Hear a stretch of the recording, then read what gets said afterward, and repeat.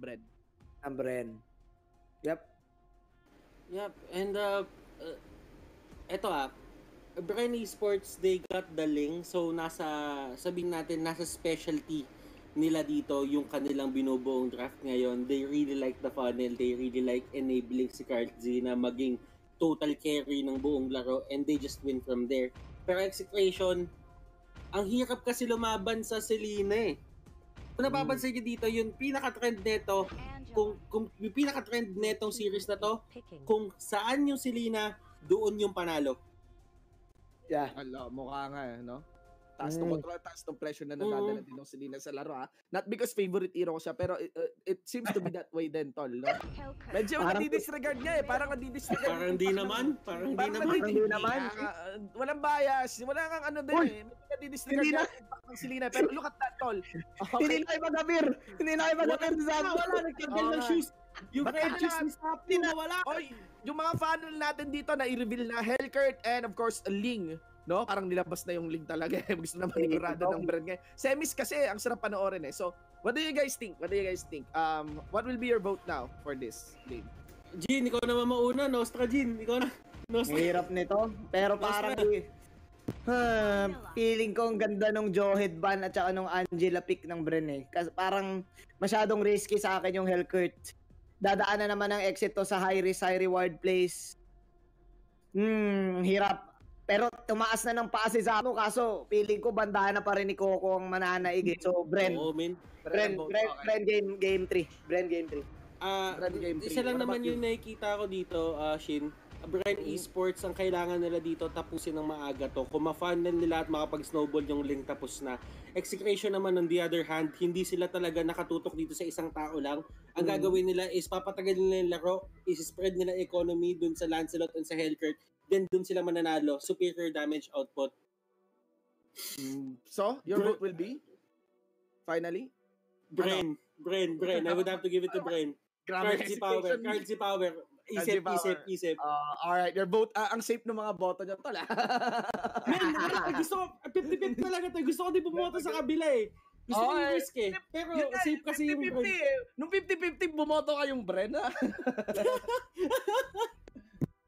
I'm putting my vote on Exec. Tingnan natin. Maybe it's time. No, let's go. Alright, mga kaibigan. Huwag na natin patagalin to. Let's head into game number 3. Para sa ating mga casters, Prop B and Chantel. Ibigay nyo sa amin ng aksyon. Maraming salamat para dyan sa ating mga napakagwapong panelist desk. Of course, for that Nostra, come from the panelist desk, medyo tagilid ang ating mga botohan. Pero for this game number 3, guys, yan ang pinaka magiging tanong natin. On this match, Execration, ginulat na tayo on that game number 2.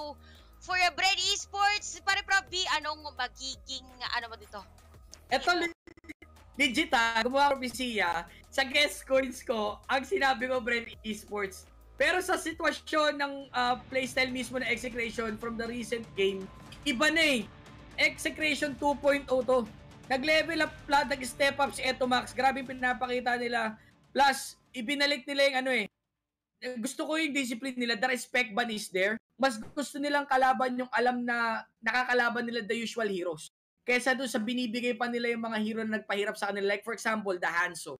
Gusto ko yung idea na iban yung mga ganong hero kaysa may hirapan pa tayo kasi hindi natin alam kung paano i-counter.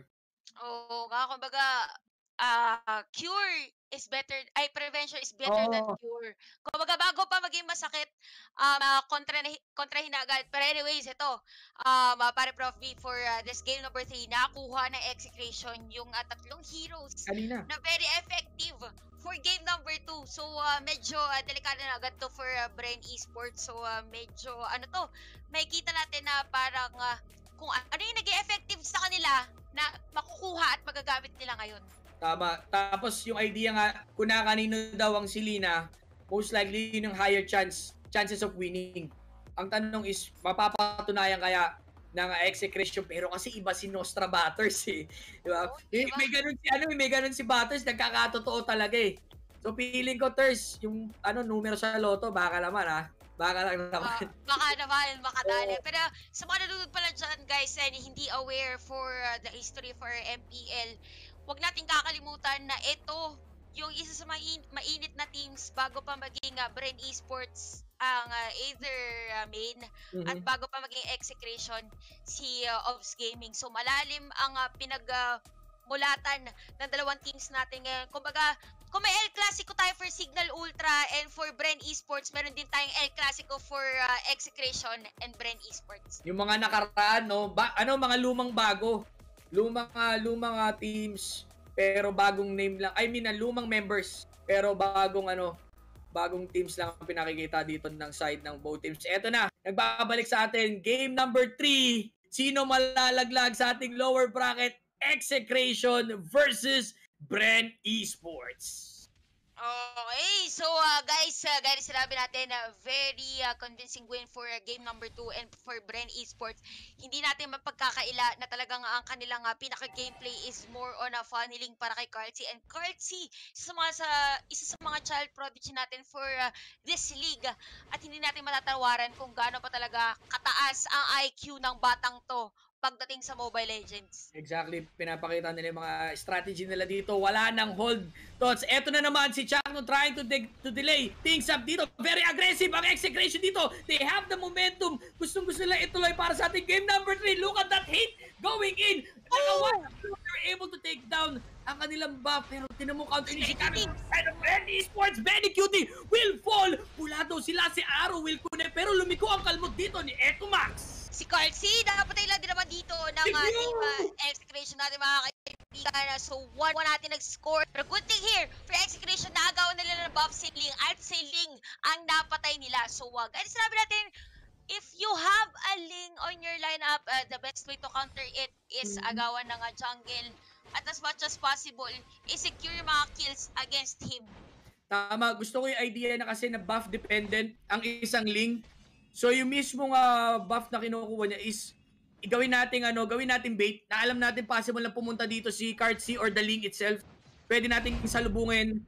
And yun na, nakita natin 1-1 ang ating score, 2 minutes in favor of execration. Very aggressive. Gusto ko yung pagiging agresibo sobrang ng execration na usually pagkakalaban ng ibang team sa Brain, nauunahan ng takot eh. Ngayon, wala ako nakikita ng takot. Talagang pinakikita nila the gameplay is their pinaghandaan to ng execration para papuntahin sa lower bracket ang Brain Esports. Oo, kumbaga dito for execution, they are mentally prepared, physically prepared, kasi nakita natin kanina isang player natin from execution, nagtanggal pa ng sapatos. So, ganun siya comfortable actually sa may laban ngayon. But anyways, kidding aside, for Brain Esports, hindi natin matatawaran kung gaano sila kasanay in terms of tournaments kasi so far sa matchup of this both teams sa Brain Esports natin makikita yung talagang madaming appearance sa MPL. Tama, napansin ko rin no, nagtanggal na ng sapatos si Sapo, naglagay na ng bandana si Coco, nagtaas na ng paa si Chantel. So tuloy-tuloy na, lahat naka-A-game na dito, game number 3. Guys, hold lang kayo dyan sa mga nanonood. Alam natin online tong laban. So, kung sino man team na sinusuportahan nyo, i-comment nyo dyan sa ating chat box. #execration, #Brain Esports para sa ating game number 3. Yes, and sa mga abangan natin na second series for today and the remaining series for today, of course, I'm sure inaabangan natin lahat yan. So, ibigay nyo na yung insights nyo kasi from time to time, check natin yan. Pero into the game, go on to the top lane. Tuloy agad ang bakbakan at nakakuha ng kill dito ang execution. Tuloy pa rin sila sa strategy nila na ikakat, sabay, kailangan nila makawanan ng first objective ang Brain Esports. Right after that, mas free na sila makaikot. Na de-delay ang objective strategy dito ng Brain Esports na kinakapitalize mismo ng execration that later on mapapunish. Look at Arrow, the ikot moments na naman. Few one Chachito, they're trying to hold. Few will fall. Again, Besh, kung titignan mo rin yung positioning ng abyssal trap ng execration going for the buff side ng Esports. Oo, kumbaga alam nila dito na Ling dependent talaga yung lineup ng Brain Esports. So as much as possible, we have to negate the Ling, we have to counter this Ling, or else mahihirapan tayo. Knowing na meron din kasya dito ang lineup ng Brain Esports. And as we could see here now onto our screens, that is 3-1 for the score, 3 minutes in third game time. For execution, another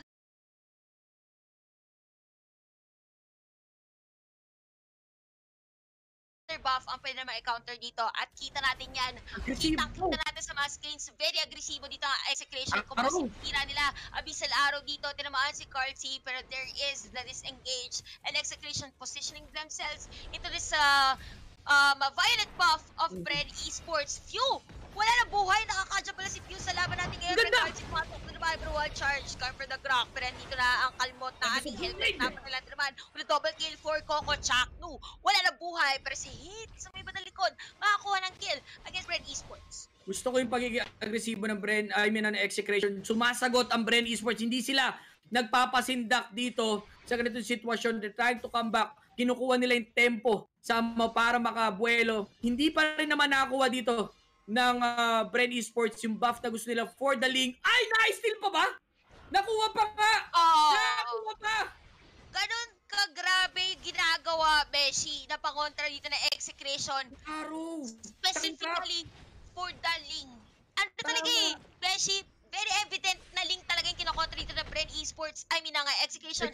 And that is a turtle objective for this execution squad. Pero as we could see here, Chaknu, grabe lang din naman, napakalalim dito for Bren Esports. So kitang-kita natin na sinasakop nila yung teritoryo ng kalaban nila. Kung meron Jordan rule, meron silang Cartesi rule.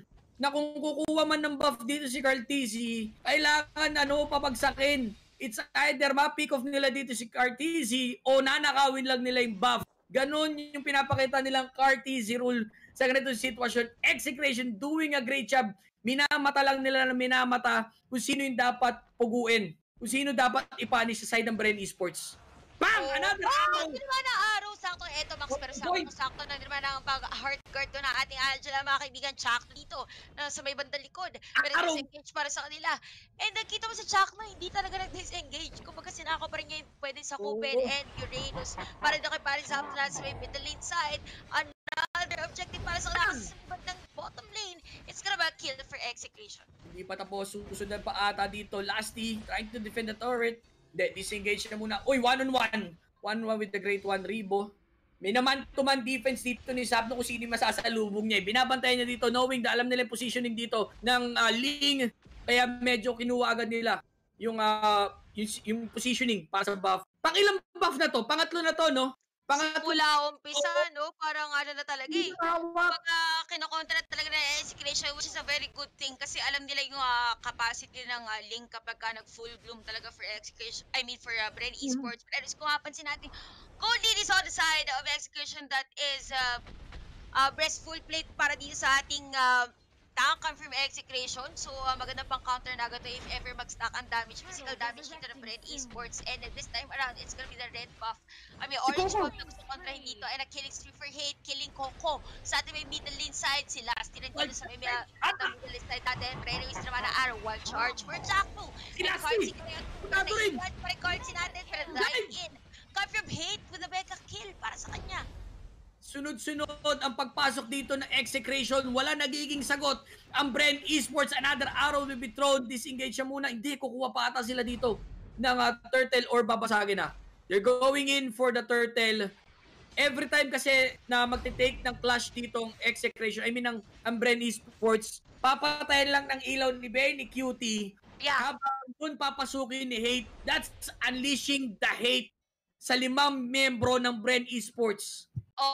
Speaking of unleashing the hate, yung kinagandahan ng pangalito ng The Dark Knight Falls ni Hellcat dito, binibigyan talaga ng space dito si Hate para ma-target yung mga bulag na players come from Bren Esports kasi it's very difficult for this Ling to actually to go on different places, lalo-lalo naka-ulti si Hellcat, so edge na agad for them.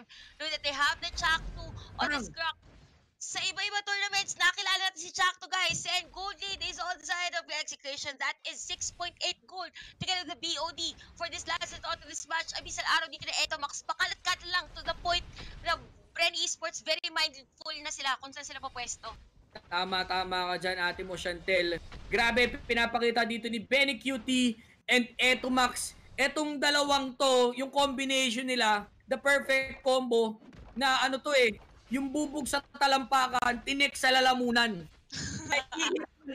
Yung Bren Esports, dalawang strike to di ba? Tatamaan ka ng arrow. Pag tinamagos yung protekta, papatayin ka ng ilaw. Ayun another arrow. gagawin sila dito, magdi-disengage lang muna yung Brain Esports. Kuya bait lang pala, Power Tower, Jackno will fall. That's an overextend. Para sa side ng Nasobra ng Philip Bless dito si Pare Chang. But anyways, another araw nga from Eto Max. Mga kaibigan, and unstoppable para sa lahat sa ating laban. And kung mapansin natin ngayon sa ating mapa ngayon, lamang ang execution in terms of tower objective for Bren Esports. This is very crucial, knowing ang kukuha nila ng damage dito is the Ling. So most probably hindi na magkakaroon ng purpose dito si Angela kung walang damage si Ling. Tama ka nga dyan. Medyo tahimik ulit ang ating labanan. 10-5 in favor of Execration. Gold lead around 7,232 plus the objectives. Wala pa pala nababasag ang Brain Esports sa 9 minutes. Nagmumukhang bata ang Brain Esports sa pinapakita ng galaw na Execration dito. Disengage siya ulit. Alam po dito, Beshi, ang magandang ginagawa na Execration, parang ready anytime. Si Jack2. Kasi naka-flex siya eh. Literal naka-flex. Naka-power of nature siya. If ever na may makita sa kalaban dito against Bren Esports, at dahil dyan, ang laki ng intimidating factor dito for Jack2. And Lord has been taken here by Execration against Bren Esports. Sa pangalan mismo ni Hate. Hinahati-hati lang sila dito. Ni Hate. Sa ganitong sitwasyon, look at the stats of Hate. 5-0-2. Another buff na still na naman dito ng Execration. Problemadong Bren Esports dito, trying to balance all the minion waves or laning dito. Pinoposition na dito the final somehow push for the Execration. Maaari nila makuha ang mid turret sa ganitong sitwasyon. At saka actually, Beshi, isa problema pala dito for Bren Esports is that merong Uranus yung Execration, so wala silang TPS. Skill dependent si Ling actually. Pag maganda yung pasok niya, it's a good thing agad for Bren Esports. Pero pag mali yung pasok niya, bad thing siya. Kumbaga 50-50.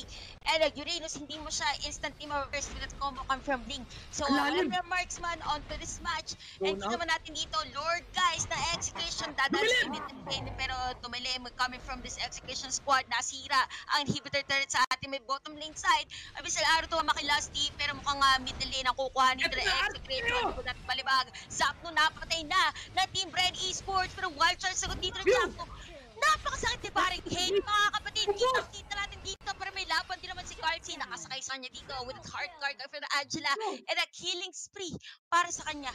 Maaari ba ito marekta ng Bren Esports? Look at that time, I don't think so. Pero makakahinga sila sa ginawa. Sabi ni Cardsy, ang tagal na natin di nakita, Buff. How are you? Nakakuha siya dito. 11 minutes of the game. First objective na nakuha dito ng Bren Esports, trying to get the momentum. The bait is laid. Once na makapag-push dito ang Execration, overextended team fight. Dun sila na-punish. Ngayon, tinan mo, yung giggle ni Cardsy na magnakaw ng mga buff. Kinukuha niya talaga, Kinukuha niya kanina pa ninanakaw para sa kanya. Alam mo, Beshi, problema nila Execration. Di ba matabaras? Oo. Ngayon, kung mapansin natin, sa lineup ng Execration, na ang pinaka-crowd control talaga lang nila is kapag ka tumama yung Abyssal Arrow nung si Lena. So, paano mo ipipigilan yung isang Ling na nagbibigay na ng damage dito sa Bren Esports? Yun yung magiging challenge for Execration to close this game. Kasi so far, sila pa rin. Yun lamang dito sa laban natin. Pero kung mapansin natin, damage dito ni Cardsy, napakasakit na. Kumbaga pwede niyang kuhanin agad dito yung Squish Heroes na Execration. Unlike for this Lancelot, hindi ganun kadali para sa kanya na i-burst out si Carmilla, si Atlas, yung mga ganun. Look at the item, mga Beshi. Pure damage siya dito ang Ling anytime. Kung may lalabas sa support dyan, easy pick off dito. Tamang pwesto lang. Gusto ko yung position ng Bren Esports. Very aggressive na sila ngayon. They're trying to hold the top lane. Cardsy going in. Alam mo, kailangan talaga may tigabantay na din si Cardsy. Ito na yung pinaka-final final form ng Bren Esports. Countdown! Kumaga, para dito sa Bren Esports, kailangan as much as possible all in Ling for this lineup kasi nakita naman natin ito yung potential ng Bren Esports to turn things around. Kanina, kumaga nakakuha niya yung mga buff na supposedly ninegate kanina Execution, pero this time around in 2 or 30-minute game time, Bren Esports yung may pinakamataas na potential dito actually na magbaliktad ng ating laban. And sila naman na magka-counter-invade dito pero na-late lang ang Bren Esports. 10 seconds para sa ating next Lord. Look at the position of Bren Esports. Medyo binibigyan na nila ng heavy rotation. Look at the support and the tank. The Atlas and Akaja positioning themselves. Hindi ata maganda dito. Nasaan ang damage coming from the side of Bren Esports trying to hold 3 members. Nakakuha na din the final hold. Kartzy from the backlines going in. Where's the Angela? Combination na dito. Ang ganda na position. Sabdo medyo pulado. Makukuha na rin yata Sabdo. Sabdo will fall. Monster kill. Momentum for the side of Bren Esports. Tempest of Blades sa ating mo Chantel. Naku po, napakaganda sa kay doon with the heart card from the Angela. Eto Max, wala na buhay mga kaibigan. Ang kill para kay Lasty dito. Brehit, nakasagot lang din naman si Coco dito lumalaban pero tinuhog sa may bandang likod. Godlike na para kay Park Card si natin dito. Dito wala na buhay sa may bush. Pero yung damage na execution mga kaibigan, running low for his life. And the legendary for Kartzy onto this match. And ang natitirang buhay for execution is this Hellcurt. Tubos bigla pati pantubos ng execration. 4-man down. Now free lord to for the side of Bren Esports. Bumaliktad. The tables have turned mga sir. Iba ang pinakita. Shot call, the decision making, the crucial pick-up. It's all about Bren Esports sa ganitong sitwasyon. Now Zapnu trying to hold. He wants to reset this lord. Going in for the bait. Zapnu taking a lot of damage. Shiribo disengage siya muna. Oh, buhay pa yung Lord, guys! Pero si Zapnu dito, halos wala na buhay against Bren Esports, Tempest of Blades for Kartzy. Pero kita natin dito, medyo nagugulahan. Si paring Lord natin kung kanino ba pupuntay, pero napatay. Si Zapnu dito sa ating laban.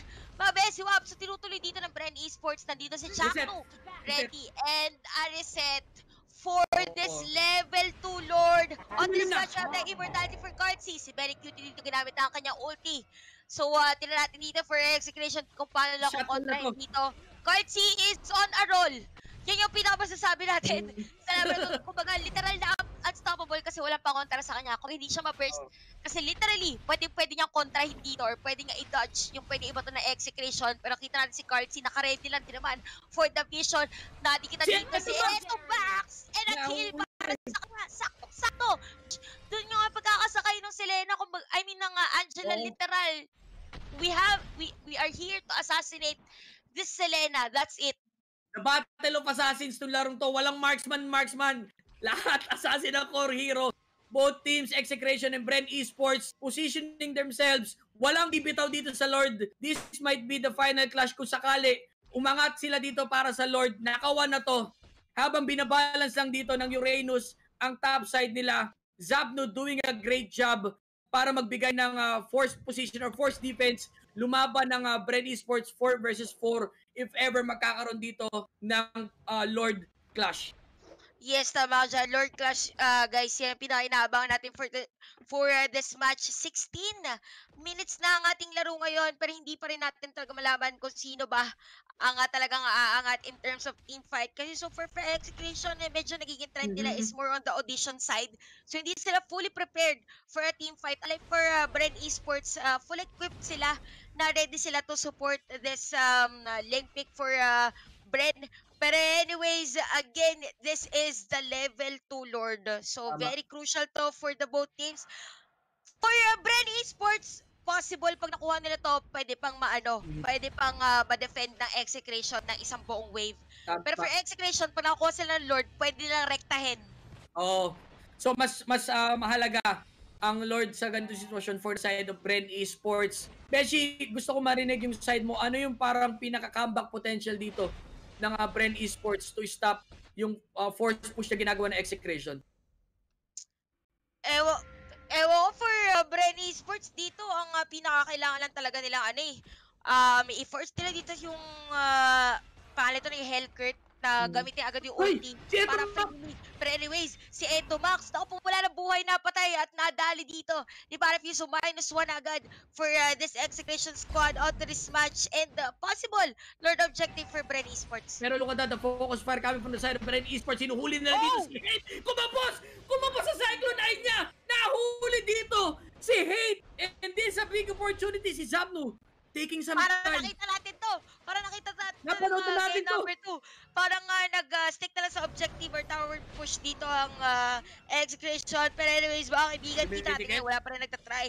And ito na naman yung buff ng Bren Esports. Itatry ko wild charge dito para kay Jack. No, may immortality dito si Cardsy and grabe rin damage niya against Zapna actually, which is Iorenos dito for the side of execution. Nililito-lito sila ng execution dito para lang hindi nila ma-focus fire yung mismong Lord. 14 seconds para sa death timer na ng kanilang Lancelot. Now, makabubuhay ulit ang kanilang core hero. Makakahinga na naman execution. Gusto ko i-comment si Zapno doon, the clutch cut or tamang push lang nila pinakita. Tamang-tama yung niya. Pagkuha niya dito sa mid turret, nasamang mas makakabigay ng pressure para magkaroon ng bigger minions ang side ng execution. Actually, perfect timing. Yeah. Yung ginawa ginawa dito ni Zapno kasi na-force dito yung Bren Esports na umuwi para i-defend yung supposedly ginagawa niya objective for execution. So, supposedly, si Benny Cutie, mga kaibigan, na nahuli dito ng Bren Esports. Si Zapno nandito na iwan sa mid lane side natin pero meron niya immortality. So, more on the map di siya nang gagawin dito. Pero mapapansin natin for execution, guys, as much as possible, ang pinaka ginagawa nila is to make their lanes as much as possible kaangat yung win nila. Hindi nila hinahayaan tumawid pa sa river. Yun ang ginagawa ng execution. Dinadaan nila sa minion waves, the force, balance minions. Look at P1 with the great one. Inohold nila. It's only a bait. Trying to kite Zapno. Inaalis nila sa mismong strategy. Zapno trying to buy some time dito. Now, pina-force push ata dito sa bottom. Force ka siya ata nangyari. Yun yung sinasabi natin. What a trade for Bren Esports. Napatay, yes, si parang few dito, pero nadali at napatay si Hate dito. Napakagandang set of play come from Lasty. Naiwalan din naman Winter Truncheon for Eto Max plus dash out. Pero legendary is there for Cardsy. Isama po si Angela nagbibigay dito na Delupio para sa side ng execution. Sapto dito, yes, that is Iorenos. Pero this is Cardsy na Bren Esports. Mind you guys, napakakunat. Pero nito si Benny Cutie for the backup. Burst away lang naman, pero dash para kay Cardsy, palayo. And si Chakno, nandun pala, nagkikili na minions. Binabalance lang para hindi makaangat mismo ang mga minions ng Bren Esports. Cut after cut, ultimate German cut ang strategy dito na execution. Alam mo, salin-salin lang eh. Mamamatay si Sapno, buhay si Benny Cutie. Later on, mamamatay si Benny Cutie. Buhay naman si Hate dito. Salitan ang ginagawa dito ng Bren Esports. Well played din ang pinakita dito ni Chakno, trying to hold ang mga linya nila. Walang bibitaw, hawak lang. Kung makakapit lang na malalim sa cellphone. Pero ito, Besho, ang pinakakailangan mong pansinin is yung KDA dito ni Rebo, which is 1016. So, ibig sabihin, yung isa sa mga crucial factors in terms of team fight, hindi ma-penetrate dito na execution. Kasi malaking bagay talaga for Cardsy, kaya siya nagiging matapak to engage ito team fight. Kasi meron siyang Angela inside him na magbibigay ng support sa kanya whenever magiging delikado. So, anyways guys, for execution, ang pinaka-kinakapitan nila dito is as much as possible, paangatin lahat ng minion wave nila para if ever na may mapitas sa kanya Bren Esports, sila pa rin ang lamang pagdating sa minion flow. Exactly, tama-tama. Eksakto sinasabi mo dito, ate mo Chantel. Pero mind you si Benny Cutie, position ni Benny Cutie, ini-snipe niya kung nasa si Angela. Hinahanap niya. Once na makuha kasi nila si Angela, yung mismong buhay dito ni Cardsy or the Ling, may hirapan. Kumlash. Hindi nila ma-snipe. Well played para sa Angela. Si Rebo, hindi siya lumalabas. Nagtatago lang siya, Uy, space provided. Nililim lang ni Sapno. 3 members na rotation is good for execution. Kapalit dito, dumilim na. Trying to go for the Lord. Nakuha dito ni Chakno. Sinundan pa nga. RKO sa mukha. Hate! Wall! Boy, we're not sure if good trade to, pero ang pinaka-sure lang natin nakuha dito ng execution ang Lord against this Bren Esports. Napagandang space action for them. Although, ang crucial part, ang napatay ay si Hate. Diyos ko, nakita niyo yung pinakita, guys. Yung space na pinakita dito binigay ni Sapno sa buong team ng execution. Sabay-baying sometime dito ni Chakno and Benny Cutie combination. Eto na, nililigaw na ni Lord. Eto na yung possible comeback ng Bren Esports, trying to hold then Hindi ko alam, hindi ko masasabi 100% good trade yung pinakita nila doon. Pero still, umaangat ang minions ng Execration dito. Oo, pero kung mapansin natin, Prof B, on the middle side, konti na lang, madedefend na dito na, madedefend dito na nga Bren Esports yung Lord na Execration. Sobrang bilis na lang for them to actually defend this Lord. Kalahati na lang ang buhay. So, for Execration, sakto! Buhay na dito si Hate. So, kumbaga, very crucial dito yung magiging team fight nila next. Na may effort. Even natin na si Cards, yung wild charge, mga kaibigan. Pumasok dito si Very Cutie para not enough damage. Nandito na ang hard card na Angela natin. Kay pare Cardsy, and that is it. Sa may bandang forward naman natin, that is Zapto on that Uranus. So, medyo kulang sa damage dito ang Bren Esports. So, question here for Execration, kung kaya ba nilang i-base push dito ang Bren Esports? Pinipuwersa na nila, Beshi. Tinan mo, Minion, tumawid na dito sa river. Buwelo na buong side na Execration. Medyo masyadong malalim dito si Zapto. Nasa na kanyang mga kasama dito. Pulado! Pop immortality dito. Tempest Blade sa mukha. Hindi kami nagtitipid ng skill sa ganitong sitwasyon. Forward match si Lassie dito. Perfect match. Kukuha ata ng RKO dito. Eto Max backing away sa kanyang position. Going in na. Huli na. Eto Max. Papa si Cartesi. Focus fire. Nag-winter plancha ng tropa natin si Eto Max. Pero still, Eto Max will fall sa kamay mismo ng Bren Esports. Habang si Chaknu buying some time dito. Kaliwat ka na bakbakan siya. There you go. Will fall. Execration is doing it. Patay. Hinga malalim. Buhay pa ang base militar ng Bren Esports. Diyos ko. Ano nangyari ang laban for Bren Esports onto this match? Pero kita natin for Execration, kayang-kaya nila natapusin yung laban pag dediretsuhin nila yung objective dito. Although for this match, we have a Chakno here and Hate action yung una mabubuhay para sa nilang team. So medyo kulang yung damage dito ng Execration out of this match. Pero as we could see here for Bren Esports, eto Max dito nahuli nila and a legendary for Cardsy on the king. 18-19 for the KDA. Napakasakit po yung Eddie. Grabe, 25 minutes sa ating laro. 16-28. Basag ang mga tore dito ng Bren Esports habang hindi pa nakaka-force push ang side ng Bren against Execration. Waiting ata sila sa next turn dito para sama makabuelo.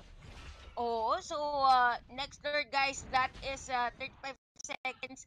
Actually, for Edge dito, ang pinaka-ano lang talaga nila, ang crucial part is kung paano magiging initiation nila together with this Dark Knight Falls. Kasi for Bren Esports, na sila Outlast, pero yung nga lang naiwan dito. Mga kaibigan, si parin Zap na natin, napilita mag-Winter Tron, syempre, from Lasty. Nice RQ come from Lasty, pero not enough damage come from mga kapatid. Pero na mag-alis ni Colts, very cute, legendary dito para kay Colts, very cute, wala na buhay. Dash away para sa kanya, pero flicker in para kay Pew, and a double kill for Cardsy as well. Naku, 2-man down for the side of Execration habang buo pa ang Bren Esports. Kaka-respond lang dito ng Lord.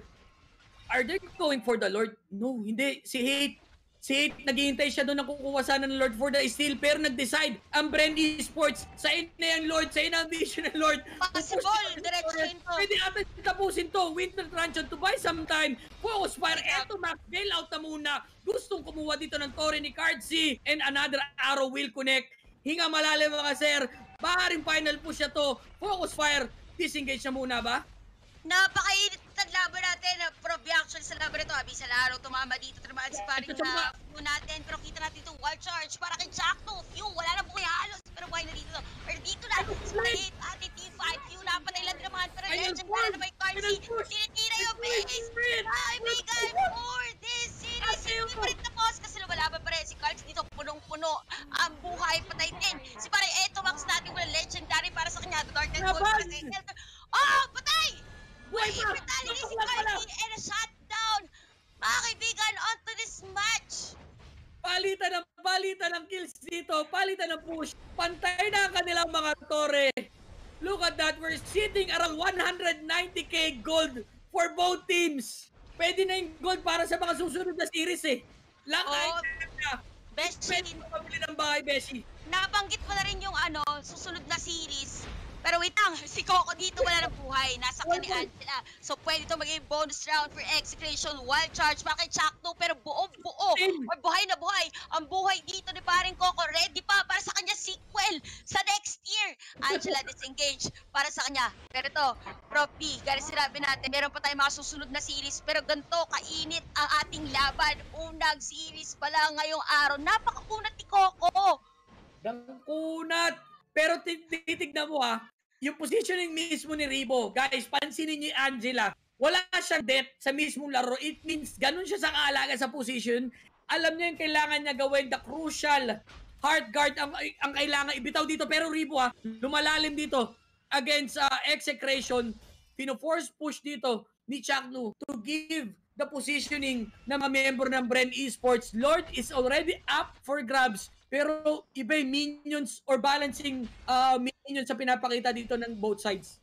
Oo, kumbaga kanina yung strength ng Execration na kikreate nila yung minion wave para nakaangat yung sa kanila.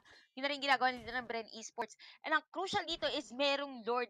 At ang very crucial talaga dito, unang bumitaw actually sa mindset na manalo, yun yung magiging problema. Or kung sino una magigil actually. Sa mga hindi nakapansin, 29 minutes na po tayo sa ating laban ngayon. Napakainit for this game number 3. Again, kung sino matatalo dito, automatically pupunta sa ating lower bracket. Walang gustong bumitaw. Nilang mga hawangan dito. Cardsi, hard guard combination dito. Pero grabe, one shot sa tatlong buhay pa dito si Cartesi trying to life steal sa kanyang mga gilid ng mga jungle minions dito. Still, they were able to take down Hate, unleash the Hate. Hate will fall. Jackdo trying to buy some time again. Naku po, nag-hold in the base position coming from the side of Execration. Pinapano sila ng buong Bren Esports dito. Grabe yung nangyari doon sa Execration, guys. Low life sila, si Cardsi, pero ready doon yung Bren Esports out this match. Nasama pa si Chaco dito. Sakto is the only player left for Execration to defend their base. Although yung minion wave dito na Execration is nakaangat. Pero death time natin, it's gonna be 16 seconds bago mabuhay dito yung Hellcurt, which is medyo delikado actually for Execution na mag-clear na minion wave kasi as much as possible gusto natin maganda yung maging pasok nila. Pero anyways, napakakunat lang naman. Divine Judgment dito pa Q. One man down, sirang Immortality and a kill for Bren Esports. Dalawang core hero dito ng Execration mabubuhay na pinadilim na. Wala nang hintay-hintay pa. Buying some time. Tempest of Blades. Kinasa na dito. They want to focus Martin sa huling base militar. RKO kinumit na rin dito para walang defense. Take down the turret. Bren Esports was able to close the series against Execration. What a game! What a game by Bren Esports! Literally, Cardsi is the hyper carry of this team. Proven and tested. Nakita natin yan for this game number 3. Woo! Hinga tayo guys. Guys, na tayo panalo dito sa mga nangyayari.